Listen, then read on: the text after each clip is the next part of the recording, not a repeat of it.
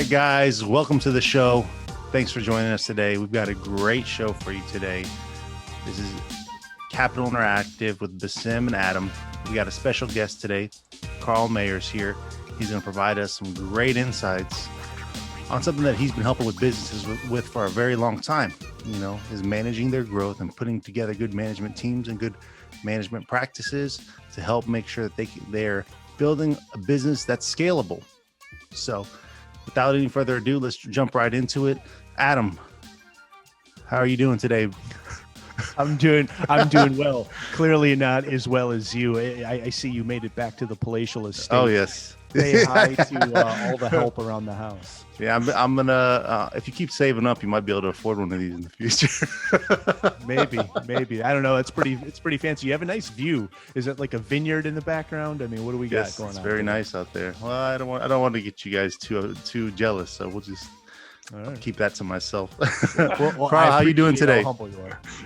Pretty good. Yeah, I misplaced my vineyard, but hanging in there though. Same.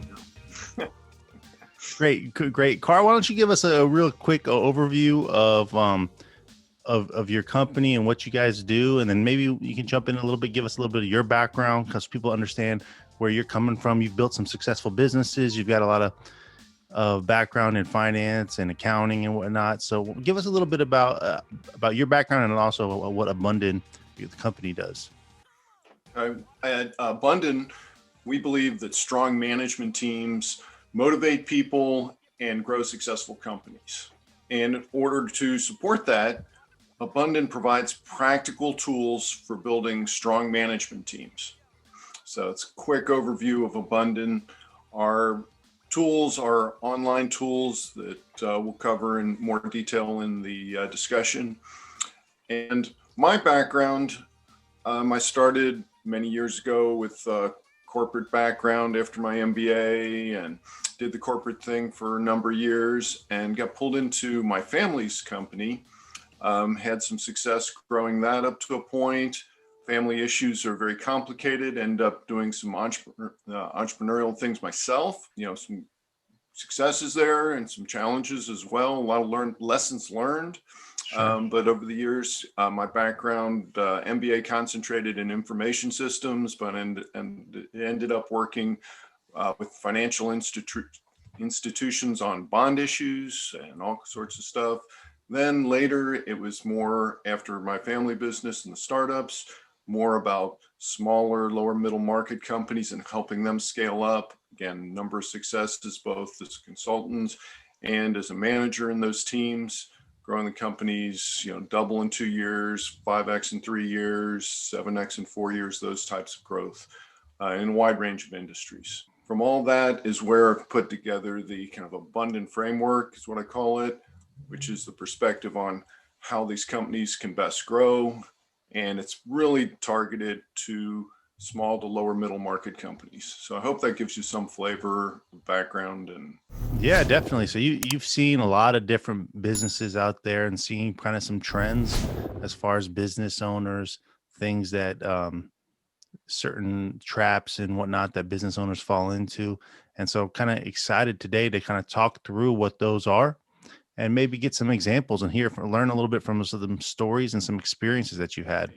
Yeah, the stories are really interesting. It's the people. I had one guy that was out fishing, and he realized that pole floated away, and he wanted to have a way to keep the pole from floating away, and ended up building a business from that, multi-million-dollar business that grew very well in a number of years. The point that I got to know him, he was growing the business, and he needed help financially, management, to move it forward.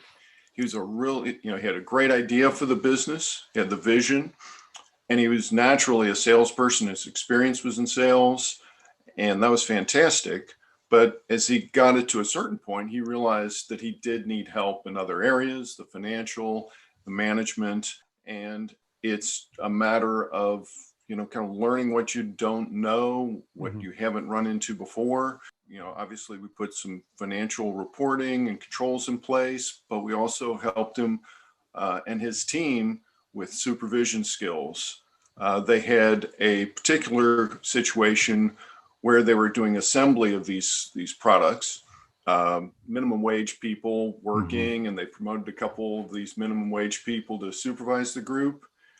And they realized that after a while, the whole situation was kind of becoming combative between the supervisors and the higher level managers, and the productivity wasn't there. When they brought the situation to me, they're like, I know we're not paying these people enough, and we're probably going to have to fire them, and but do you have any kind of thoughts or suggestions? And ended up working with them on having one-on-one meetings with these supervisors. And it took a couple months for them to get in the habit of having the one-on-one meetings and listening to the supervisors. But about 4 or 5 months in, I came to meet with them. They're like, "Oh, before we start, you wouldn't believe this. These supervisors have started coming to us with suggestions." And it's like, we're not paying them anymore or anything, but they're like whole new people. And it was just a fairly simple half-hour meeting that we started that process, and it's amazing the changes that we got out of that. Sure. And so, yeah. I have a question, because you bring up a really good point, Karl, and we've touched on this in a number of different podcasts as it pertains to entrepreneurs. And basically the premise is surrounding yourself with the right people, the right teams, certainly something that you guys all focus on, and is get a good management team to motivate people and build and grow for success. However, that's easy to say on paper. Do you get a lot of pushback from entrepreneurs or otherwise that think they don't need help, maybe don't see the value in surrounding themselves with a team that helps them grow and get from point A to point B, see that vision? Is that a common hurdle, or at least initial hurdle to get over? And how do you do that? Right. Yeah. Well, that's a natural hurdle. We all are, proud of our accomplishments. And when you're at the stage that you don't know what that solution is out there, it's hard to visualize. And that's just natural. We all see that. Last week I was talking to an entrepreneur, and he was, challenged by the COVID environment. He'd been real successful with the what you call it, conventions and giving speeches, and now it's really tough for him. Right. And, we're talking about digital marketing, and he just couldn't see it working, and it was just something it wasn't clicking for. So yeah, there's definitely resistance. Most things, when you've got enough pain, you'll listen to ideas, and until then, you're going to generally muddle through with your current situation. Right.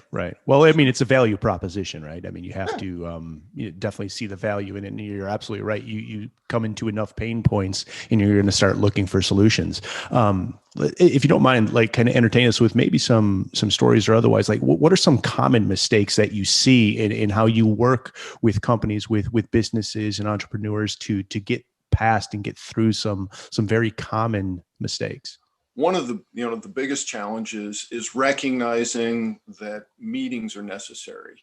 A lot of people, come out of the big corporate environments, and meeting after meeting after they're done with meetings. Yeah, what a waste of. And for a small company, yes, endless meetings is a waste of time. I'm fine with that, but there's a balance. And so knowing how to run a very effective time-limited meeting is a skill. It's something you can easily learn. But most entrepreneurs, they're salespeople, maybe they're product people. They're not managers. They didn't want to become managers. Right. But now they've got, 30, 50, 100 people, and they are managers, like it or not. And so they're either going to hire that manager under them, or they're going to, benefit from learning some of those skills. So how to run an effective management meeting is probably the number one thing where I see an opportunity for companies to quickly improve. So that would be the most common thing. I had a group, they had 4 founders, and they all knew each other, were kind of friends before they started the company, and they figured, we'll get along fine and we'll run the company. And they got, a year into it and realized, man, they were going at each other's throats, and they were referred to me, and, I started talking to them. I said, well, let's tell you what, why don't I just kind of, facilitate a weekly management meeting? And they're Sure. like, actually kind of skeptical. I was like, well, okay. Yeah. But you don't know how these guys are going to be. I was like, okay. We just started with a very organized, follow this, this is the agenda. We're going to do this every week. And we did that a couple times and didn't cover any complicated, heavy issues, but everybody kind of is like, okay, this kind of works. This makes sense. We identify the issues, we discuss the issues, make decisions, and follow up. Good. Sure. And then, after a few weeks, I brought in a little bit bigger issue. Why don't we talk about this one? And, you could see some tempers kind of creeping up there, but we were able to keep it under control, break out the facts from the emotions and address all those pieces. And then the next, a couple weeks later, we hit some of the big issues, and there was some lively discussion, but everybody was able to get through it. And, in the end, not everybody agreed that that's the path I want to take, but we said, okay, everybody has agreed that that is the path we will take. Mm-hmm. And everybody was cool with it. And it was a huge transformation for them. Right. And, that was really fun. Do you think it's important for businesses, owners, and, obviously when you're in there mediating and helping out, you have to not take it personal, right? There's nothing that's a personal attack. This is all in the best interest of the company and helping growth. You think some people may have some of those conversations, like you were just mentioning, the company with 4 friends that we're all working together. You have to get past, let's not take things personal. Let's all do what's in the best interest. And it may or may not flow with a few people. It's an interesting balance. I've worked for my family's company, my in-laws' company, other people's family companies. So I've definitely seen the family dynamics and partners, been there with that. On the one hand, we want some, passion in there. I want you to take it a little bit personally, but when we have the discussion, can we have the discussion in a way that I have passion, but I have passion about this point, this idea, and it's not passion to say, Adam, you're up. Mm-hmm. Wouldn't be the first time somebody said that. Exactly. But we need the passion to have lively discussions. Sure. So, Karl, maybe you can give us a little bit of a background as to how you help entrepreneurs and smaller business owners begin to delegate more tasks and make sure that the tasks that they are delegating are getting completed in a way that's satisfactory to them and getting their tasks accomplished. And then also, if you could tell us a little bit about how you help smaller businesses and entrepreneurs define roles and who's responsible for what types of tasks, so that they can kind of start focusing on the things that's going to help them grow their business the most. First, with delegation, my experience is the biggest challenge for delegating is trusting that the delegate to are going to kind of think broadly in a way that you want them to think. Right. And that's a legitimate concern. I mean, if there's not a level of trust, I say, yeah, it's a problem to delegate an important task. And so I kind of go back to a term that's, I don't know, commonly used, it's just values. And it's so easy in companies to be focused on numbers only. Yeah, we have to think about the numbers, but if you make everything a financial decision, you lose your values. So we have to define our values, how we think about making decisions in our company. This is how I expect the people in this company to make decisions. Follow this list of values. And I mean, the 10 Commandments is kind of a example of that. Once you've done that, then you can evaluate people on, are they following your values? Now it's much safer to delegate. I can now say, I want you to do this task by this day and this set of rules, these values, that allows you to delegate much more safely. And once you've got that in place, I find that delegation is much more easily. There's a entrepreneur that I went through that process. We developed the values, and they went from having to touch every single thing in the company, and the company had 75 bodies. A situation where he was comfortable handing things down to senior managers and built the management team up and was able to grow the company quite successfully. I think that's a very important when you're building transferable value. And we've talked about this in prior podcasts. If you're not able to kind of delegate and have other people manage certain tasks and certain things, then if you go into a situation where you're trying to actually sell the business, I mean, you're going to be so tight, it's going to be difficult to do that without kind of being a package deal with you as an employee or something like that. So I think you're right. Defining those values helps you create a little bit of a transferable value, or sell the business, or separate yourself from the business. Because when I was running our business, I think it was like 4 years I didn't have a real vacation. So and if you're not able to delegate, that's going to be a big issue. Right.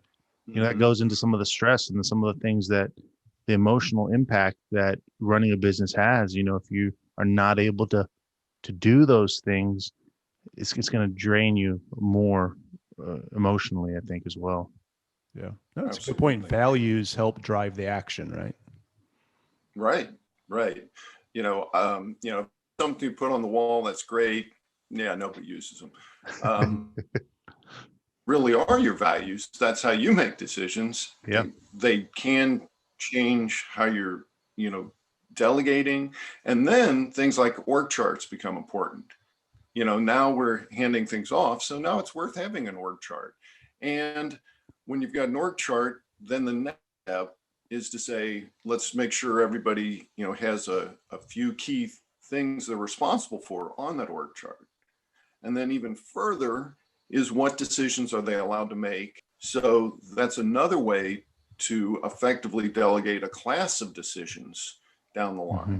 So those are tools and these are things commonly used in big companies, but things that I almost never see in small, to lower middle market organizations. And what's funny is, I think smaller organizations, a lot of time the key people, maybe the business owner or the president, might have some of these things in his mind. He might have like an outline of a business plan. He might have an idea of what he considers everybody from an org chart perspective, but he hasn't put it on paper and he hasn't shared it with the rest of the team. And so that becomes a point of where there's not clarity. And so, yeah, I think you're right.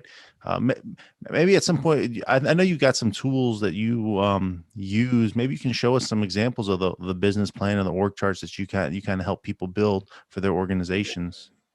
So yeah, having a one-page business plan is a great way to concisely communicate to your team, some important things. A mission tells them kind of the why we're here, why we're doing good things. Simon Sinek's Start with Why is really what that's about. And then the values are how we make decisions.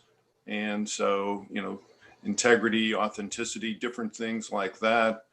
Do we really, is it important that we do what we say we're going to do? Well, probably so, but everybody's got their own values. And then, our long-term goal, where do we want to end up? Do we want to pass this to the next generation? Do we want to grow it and sell it? And what do we need to do in 3 to 5 years to be ready to reach our long-term goal? Same thing, what do we need to do in 1 year to reach our 3 to 5 year goal? And what makes us different? What are we promising to our customers? And what market are we focusing on? So to me, it's not a financial business plan, but that's a one-page business plan in my mind. So, yeah, at least it gives somebody, gives people an outline and a framework from which to work within, And I mean, I've seen business plans that are 100 pages long. But I've also seen the majority of businesses without a business plan at all. So I think you're right. If you can at least at minimum put something like this together. Yeah, there's a lot of details we're not trying to cover, but let's have a high level, just communicate the really big things. It's easy to change from year to year if we need to update the 1 year goals. Sure.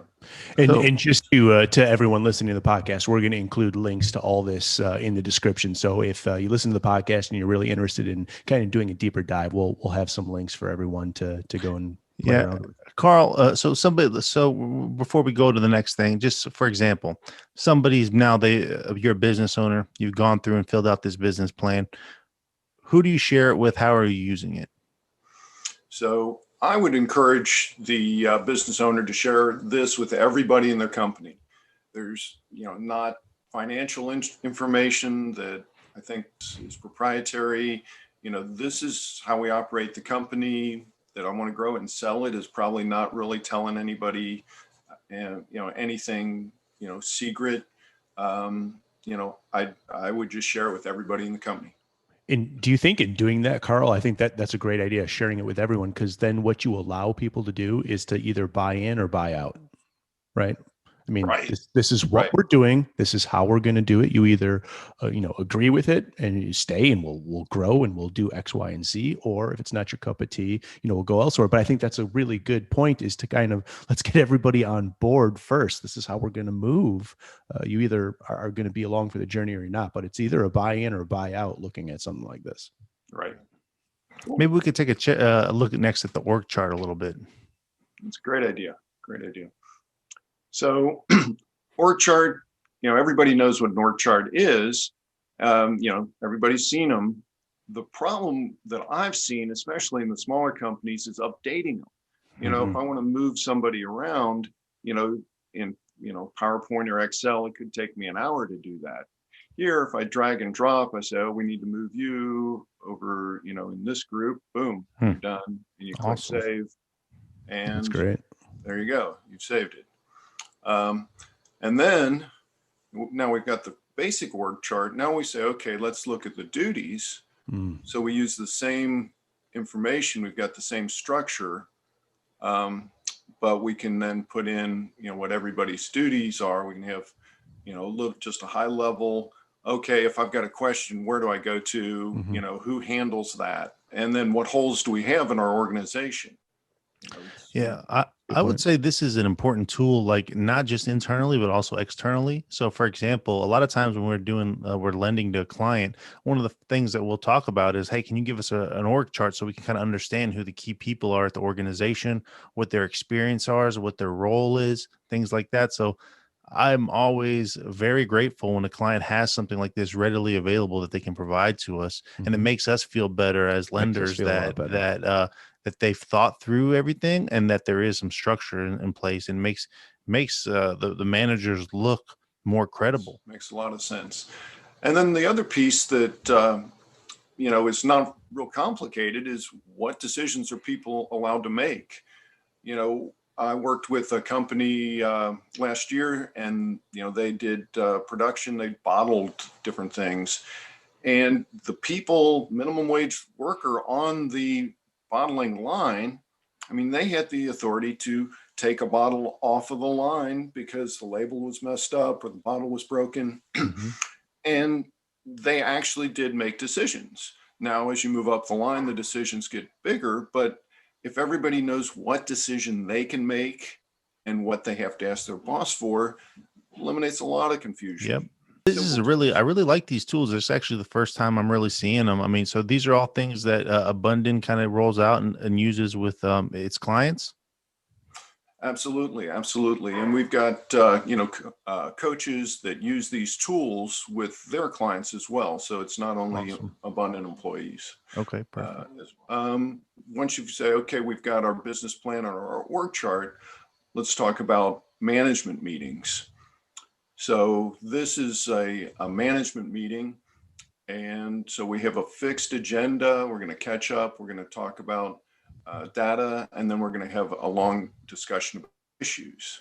So the first thing is, let's discover what issues there are, whether it be a problem or a new good opportunity. We need to discover those things. And so having our quarterly goals, our rocks, would be the first thing. How's it going? What's the progress? And if we need to discuss this issue, we can do that. We can move it to our issues list. Same thing with our KPIs. How are we doing against the goal, for each of our metrics, and then review the to-dos. Hey, last week we said we need to do X, Y, and Z. We need to evaluate our CRM system. Great. How's that going? Oh, well, that's delayed. Do we need to talk about that? And then what news do we have? Hey, we had this new client success. We're so excited about that. We wanted to share it, this employee success. And then once we've identified the issues, okay, these are issues, let's sort them by priority, and, you can change the priority, very easily if that's what you want to do. But we're going to go through them one by one and talk about each of the issues, make a decision, and then we can assign those to to-dos. And at the end, of course, then we recap the to-do list, and then we can, update everybody. And it's not set up for this time, but we have a weekly a timer for the meeting so that we can keep track of how long it is so we don't run over. I've had a lot of entrepreneurs that end up having 3-hour management meetings that are, take up way too much time just because they're not keeping track of time on a. Yeah, these are great tools. Yeah. Yeah, they seem user friendly where an idiot like me could actually go in and use it. So I like that. Yeah, I go into Word and I can't even tell you what all the different things do. I'm like, and top level managers shouldn't spend their time trying to learn complicated. Correct. Yeah, you don't want to be in the way. Right. We need a few buttons that tell us exactly what we do and what we do next. That's about all we really need. So, Karl, we kind of talked in the past a little bit, and you shared something with us that most bankruptcies happen within 12 months of record sales. I think, does that sound right to you? Yeah. And maybe, and then that to me kind of blew my mind, because you think that you're having an amazing year, and it goes back to some of the stuff that Adam and I have talked about in the past about one of the reasons that loans get denied, having that hockey stick growth, people not being able to manage that growth. So what do you think are some of the most important things that people need to have in place to sustain after they have a record year, Right. I've been through some of those scenarios. A company that grew 5x in 3 years I saw two fundamental issues. It was a distribution company. And so they were, we need inventory, and then we have sales. So now we've got accounts receivable. That's fantastic. And the accountant says we're very profitable, but what's happening, of course, is we've got a sales cycle or a cash cycle. And so we're using cash, here, and it's by the time we buy the inventory, get it shipped, sell the material, we're talking about 4, 5, 6 months between when we put the cash into use and when we get it back finally from the, collected from the customer. And that is a huge issue. And if you're, you don't have the team in place to track the cash, you guys are very familiar with this scenario. So that's one of the 2 points. So that's the cash flow cycle issue. The second point is people. And there's a couple subparts to people. One part is that we need to hire new people as we're growing rapidly. And so we need to make sure we're hiring people that fit into our kind of culture, the way we think to each other. And we mentioned earlier, values are how we make decisions. And if we can use our values to help at least have some level of sorting people that we're hiring, that they fit our values, then that's a fantastic way to keep that culture, that communication, that small company feel as you grow. Now, the second part is management. We need to keep training managers, supervisors as we grow so that they're continuing to listen to the employees. They've got the relationships with the employees so that information flows up the line, and we also continue to have that trust so we can continue to delegate as we grow. So those are the points that I've really seen as issues when you're growing company rapidly. I guess one example of a company that I saw grow rapidly, they use the one-on-ones meetings between the supervisor and their direct reports. And I think I kind of mentioned that one earlier. But as you're growing rapidly, that's really important for keeping, your supervisors and, workers kind of in sync and motivated to work hard for you. Great. Well, I think those tools that you were showing us are really, really cool. I know you guys put a lot of effort into building them, and I haven't really seen a lot with those org chart, for example. Haven't seen something like that really before. I think it's pretty cool. Yeah, it's unique. You can manipulate it on the spot. That looks really slick. Yeah, it just saves a lot of time. It's working with companies. I know I've made a lot of notes on, org charts and taken it back and then spent a ton of time trying to make the changes. And then I get it done. I'm like, well, wait, did I mean this or that? And it's just like, if we can do it real time when we're talking to each other in the management meeting, man, doesn't that make life easier? Whenever you build these business plans, how often are you going back to check your progress against the plan, and how often are you reevaluating the plan to kind of see if it's still where you want to go and how you want to get there? I take it down to 1 year. Anything below 1 year, I put into our quarterly and weekly meetings. So each quarter we set rocks, so our quarterly goals, and those quarterly goals hopefully help us get to our annual goals that are in the business plan. So generally, it could be once a quarter, but generally it's every year in the annual meeting that we set new annual goals for the business plan, and also look at perhaps the 3 to 5 year goals as well. Then in the weekly meetings is where we're checking how are our quarterly goals going, and also how are we doing against our KPI goals, our key performance indicators, our numbers for different things. And so that's where the charts in the weekly meetings came in. Right. I mean, does it work? I would assume, Karl, it works both ways, because, you set a business plan, you set a goal out for a year. Maybe that was too lofty a goal, so maybe it is scaling it up should you meet the bogeys, but you see scenarios and instances where you have to scale it down because of either internal, external factors. Maybe your eyes were bigger than your stomach. I would assume it goes both ways, right? To kind of recalibrate and bring things back. I see it, very frequently on the quarterly goals. Mm-hmm. Usually I'll say, if you include sales and profits, maybe we have 5 to 7 goals for the quarter. And if we meet or exceed all 7 of those, we probably haven't really set our sights high enough. Right. And usually the first time you set goals, that's not your problem. You're setting them like way up here, and you get to the end of the quarter and go, okay, well, got 1 done. So it's a learning experience, and and not making a goal is not a problem. Right. It's just an awareness. Okay, what do we need to do this next quarter? Yeah, I've never seen any sales managers set hot goals that are a little bit too lofty. Never have. Yeah, there's an interesting dynamic going on there. Yeah, no, we're a great sales team, but 10%, that's so high. Yeah.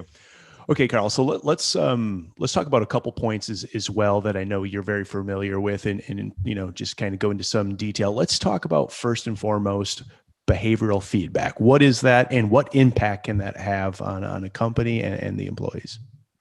Right. In my mind, changing behaviors is really the primary duty of a manager. Mm-hmm.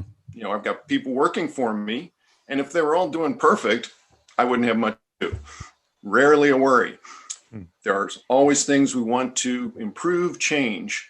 And so behavioral feedback is based on years and years and decades of psychological research. And it's a really simple, practical tool to use in the real world.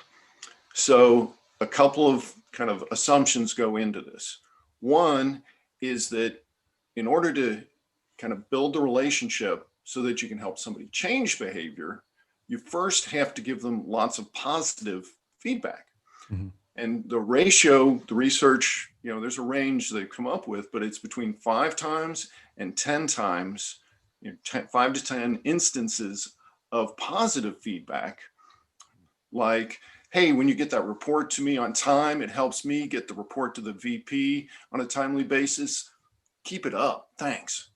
Mm-hmm. That's positive feedback. if you give 5 to 10 of those for every time you give a corrective feedback, and the corrective feedback's a similar format, it's like, hey, Adam, can I give you some feedback? Sure. When you show up late for work, we have trouble, getting everything done in the day, and it disrupts the whole team. Can you work on that? So that's corrective.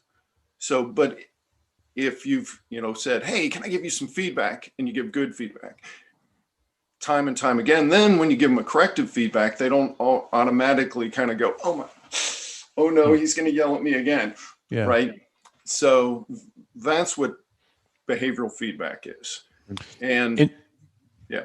Well, with behavioral feedback too, I mean, it does that runs in parallel with, you have to hear a message X amount of times for it to really, for lack of a better term, set in or make it concrete of what is expected. And we appreciate, you meeting a deadline or sooner. So it more or less is along the lines of, you need to hear a message several times for it to become, pretty concrete in your day-to-day operations.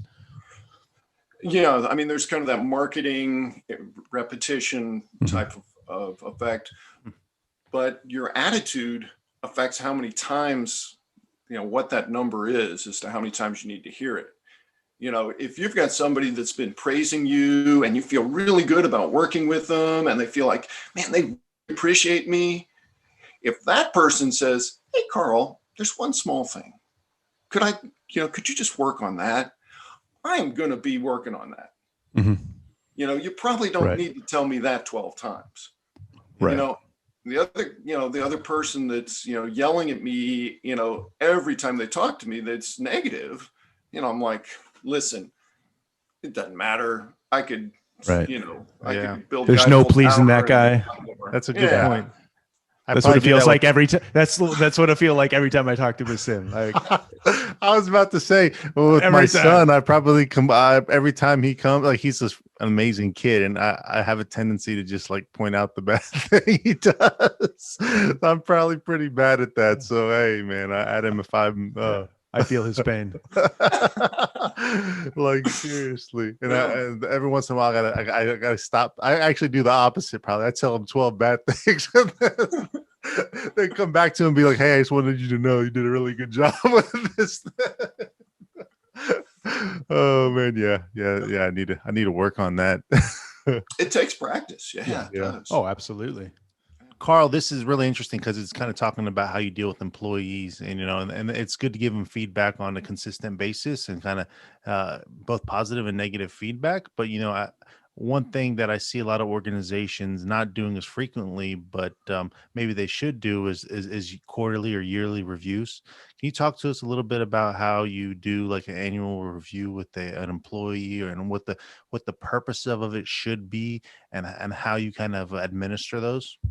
The approach I take is probably a little different than, your Fortune 500 HR person would suggest. And nothing wrong with, that, kind of formal review process. But for a small company, what I find is it's so much more important to evaluate the people from a management point of view on a regular basis than to do it in depth. So, if you don't mind, I'll just, share a screen here and show you what I'm talking about. So what I suggest is every quarter we go through all the people in the organization and we give them a very simple evaluation against, are they competent in what they do? Are they following our mission? And are they following each of our values? And for each of these, it's real simple. Is it a yes, it's a thumbs up, they're doing great. A question marks, well, we're not so sure that's working out, and a red X is a problem. And what this allows us to do is we go through our team, and now we can say, okay, who needs some work? Well, it looks like this Brian guy might, need some coaching, some extra attention to see if we can get him up to our expectations. Whereas, this Bill person looks like they're doing great. And so now if we go a quarter or more, again, we've worked on Brian trying to get him up to speed. Well, maybe we need to make a change there, but that's kind of the approach that I recommend. And then I'm assuming in here you can make notes kind of to get more specific, like on competency, what exactly it is they need to be competent in. Right. Yeah. And so, yeah, you can edit all these and go through each person. And yeah, but yeah, we've got videos that walk people through each of the different parts of the system. And so that's something that's available, of course. No, this has been great though. There's a lot of cool tools in there, but really I think more importantly the idea is to be thinking about some of these concepts and making sure that you're using them in your business and putting thought behind them, and don't keep them to yourself but share them with your team, because that's how you're going to get the most impact out of them. But I think just going through the process of thinking through some of these things is really going to help people's businesses grow in a more sustainable fashion. Because like you said, you can have a great year, you can have an amazing year in sales, but if you're not built to sustain that, it's going to be a problem, Right. Yeah, no, absolutely. Karl, thanks for taking the time today and really, giving the viewers here a lot of information. Like Besim said earlier, if you want more information, there'll be a lot of links in the description to get you in contact with Abunden and Karl and so on and so forth. But I think a lot of business owners, you're going to do yourself a really good service if you look into this and really try and build strong management teams, help grow the company. Karl, we appreciate the time today. It's been great. Thanks for all the information. This was a very informative podcast. If you out there find a lot of usefulness and helpfulness with these videos, please give us a like, give us a subscribe, pass the word around. As always, it's Capital Interactive with Besim and the Vaz. Today's guest was Karl. Karl, thanks again, and we'll see you on the other side. Yeah, and if we get 25 likes on this one, I'm going to buy Adam his own virtual background. He'll have his own office space next time. Smash that like button. Smash it. Smash it. It's not even that high of a bar, man. 25 of them. I'll let you pick which one you want. You heard it here first, folks. You heard it here first. I'll be watching for that new background. All right. Thanks, guys. Thanks, Karl. Thank you. See you guys.